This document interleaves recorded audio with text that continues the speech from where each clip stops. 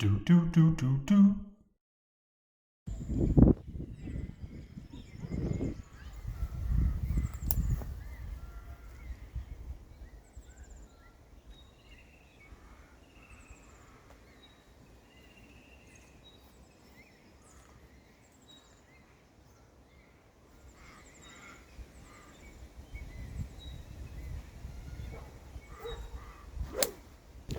Look, I'm not a massive golfer.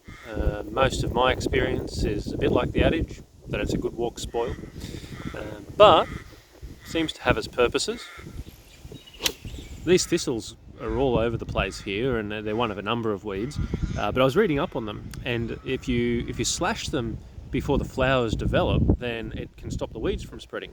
There's lots of ways you can slash them, obviously, but I thought, well, Scotland, thistle, golf seemed to make sense to me.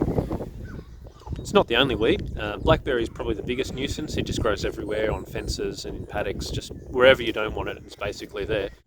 It's one of the reasons why we thought goats would be a good idea, because they could help to keep them down, but it's not as simple as that, of course. They apparently eat grass first, and then it's only when that's run out that they kind of go for that stuff. So there's still ways, but have to think a bit more about how we use them to manage it.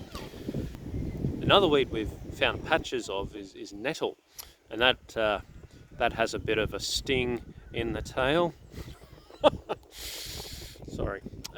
Anyway, according to this weed foraging handbook, because I'm that way inclined these days, nettle is actually very high in antioxidants and protein, so could be an interesting way of exacting some revenge on it.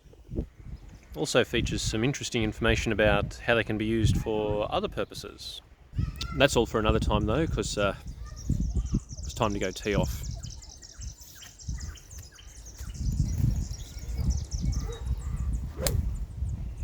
Do do do do do.